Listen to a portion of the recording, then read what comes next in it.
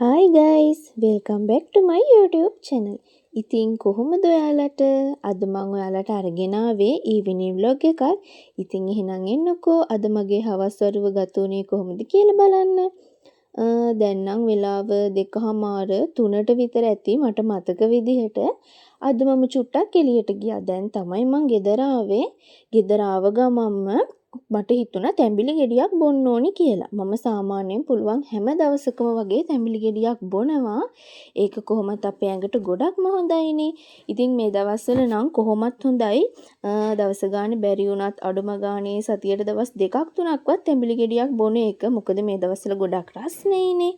ඉතින් තැඹිලි ගෙඩියක් බීලා පොඩි රෙස්ට් එකක් අරගෙන ඊට පස්සේ මං ගෙවල් අස් කරලා ඒ වැඩ ටිකත් ඉවර කරගත්තා. දැන් නම් මට තියෙන්නේ වොෂ් එකක් දාගන්න. ඉතින් මං හිතුවා අද ස්ක්‍රබ් එකක් කරලා පැක් එකක් දැම්මොත් හොඳයි කියලා. ඉතින් මම අද කොෆි ස්ක්‍රබ් එක තමයි බොඩි එකට දාන්නේ. ෆේස් එක නම් ස්ක්‍රබ් කරේ සුදු හඳුන් වලින්. මට ඒක නම් වීඩියෝ කරගන්න අමතක වෙලා කොහොම හරි. ඉතින් ඊට පස්සේ මම පැක් එක විදිහට අද දාන්න හිතුවේ ජැනට් එකේ මෙන්න මේ පැක් එක. මං කොහොමත් අවුවට ගිය දවසට ජැනට් එකේ මෙන්න මේ පැක් එක අනිවාර්යයෙන්ම යූස් කරනවා. ඒකෙන් අර අවුවට පිච්චුණු ගතිය, අඳුරු ගතිය එහෙම අපිට ඉක්මනින්ම රිකවර් කරගන්න පුළුවන්. ඊට පස්සේ නාලා එහෙම මේ වැඩ ටිකත් ඉවර කරගත්තා. ඊට පස්සේ මම කෝමාරිකා කෑල්ලක් තමයි දැන් මේ මූණට ගන්න හදන්නේ. මේක නම් මම නිතරම වගේ කරන දෙයක්. ඕනම කෙනෙක්ට ලේසියෙන් කරන්න පුළුවන් දෙයක් තමයි මෙන්න මේ වැඩේ. මේ විදිහට කෝමාරිකා ටිකක් මූණේ ගාන එක අපි ඕන කෙනෙක්ට ලේසියෙන්ම කරන්න පුළුවන් වැඩක් නේ. ඒකට අමුතුවෙන්ම සල්ලි වියදම් වෙන්නෙත් නැහැ. හැබැයි මේකෙන් ලැබෙන රිසල්ට් එක නම් කියන්න වචන නෑ. මම ඒක අත්දැකීමෙන්මයි කියන්නේ. මම සාමාන්‍යයෙන් පුළුවන් හැම දවසකම වගේ කෝමාරිකා මූණේ ගානවා. ඒකෙන් අපේ මූණට මාර ලස්සන අනේ මන්ද කියන්න මට තේරෙන්නේ හරිම ලස්සන ෂයිනි ලුක් එකක් ලැබෙනවා. ඒක මාරම හොඳයි. ඊට පස්සේ මම පහන තිබ්බා. ඉතින් පහන තියලා එහෙමම මම රැට උයන්න පටන් ගත්තා. අද හස්බන්ඩ් ගෙදරින්වත් චුට්ටක් පරක්කු වෙනවා. ඉතින් ඒ නිසා මම හිතුවා දැන් උයන්න පටන් ගත්තොත් එයා ගෙදර එන ටයිම් වෙනකොට මට උයලා ඉවර කරගන්න පුළුවන් නේ. ඉතින් මං හැබැයි ගොඩක් දවසට රැට උයනකොට හස්බන්ඩ්ගෙන් අහලා තමයි උයන්නේ. මොකද රැට එයා කන්න ආසයි කියලා කියන මෙනු එකක් තමයි මං එයාට හදලා දෙන්නේ. ඉතින් දවස මෙයා ගොඩක් මහන්සි වෙනවනේ. ඉතින් රෑ කන කෑම ටික තමයි යාට නිදහසේ රෙස්ට් එකක් අරගෙන එහෙම කාලා ඉන්න පුළුවන් වෙන්නේ.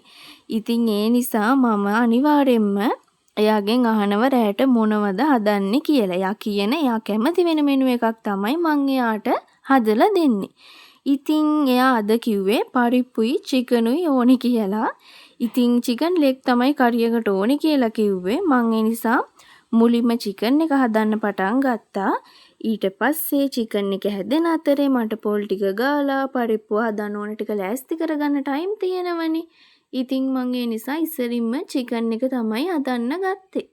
වලාකුල් වියන්තනාලා ඉරේ රැස් නිවාදමා වසන්තේ අරන්නෙවිල්ලා සිහිල් සියලයෙන් වෙලා වලාකුල් වියන්තනාලා ඉරේ රැස් නිවාදමා වසන්තේ අරන්නෙවිල්ලා සිහිල් සියලයෙන් වෙලා අනේ මම් බලාන උන්නා යලිත් ඔබ එතේ කියා සිනාරන් කෙලුම් සලාලා මගේ සඳ උදා වෙලා අනේ මම් බලාන උන්නා යලිත් ඔබ එතේ කියා සිනාරන් කෙලුම් සලාලා මගේ සඳ උදා වෙලා.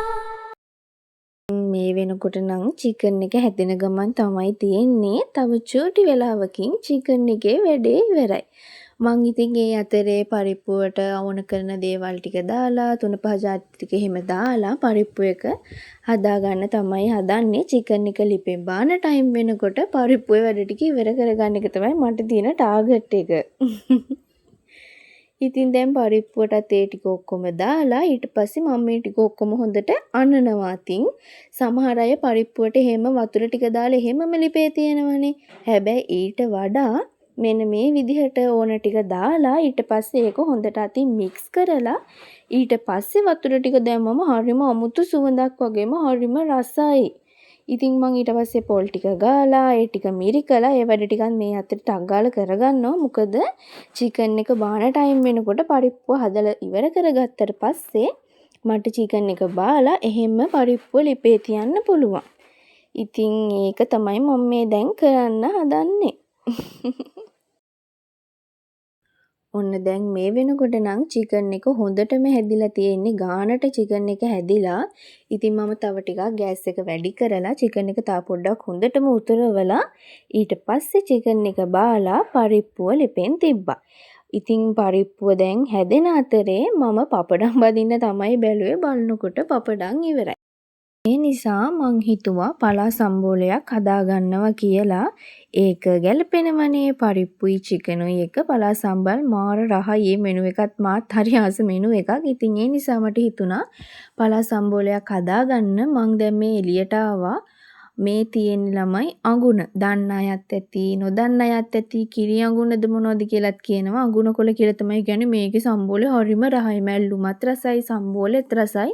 රහ වගේම තමයි මේක ගොඩාක් ගුණයි. ඉතින් මම ගෙදර අඟුණ වැලක් හදාගෙන තියෙනවා. ඊට පස්සේ අඟුණ කොළ ටික කඩලා මට හිතුණේ ඒකටම තව නිවිති කොළ දෙක තුනකුයි ගොටු කොළ දෙක තුනකුයි දාන්න. මම ගොඩාක් වෙලාවට ගෙදර පලා සම්බෝලෙම හදනකොට ඒකට නිවිති කොළ දෙක තුනක් දානවා. නිවිති කොහොමත් ගුණයිනේ. ඉතින් අපිට අර අමුවෙන් කන්න බෑනේ නිවිති. මෙහෙම අපි හදන පලා සම්බෝලයකට මේක දාලා හැදුවම ඒකෙම රසයේ අවුලක් වෙන්නේ නැහැ. රසට තියනවා. ඉතින් රසට ගුණට අපිට අපේ කෑම එක ගන්න පුළුවන්. මං ගොඩාක් වෙලාවට නිවිති එහෙම දාලා හදනවා. ඔන්න දැන් නම් මම උයලා ඉවරයි. බත් එකත් හරි.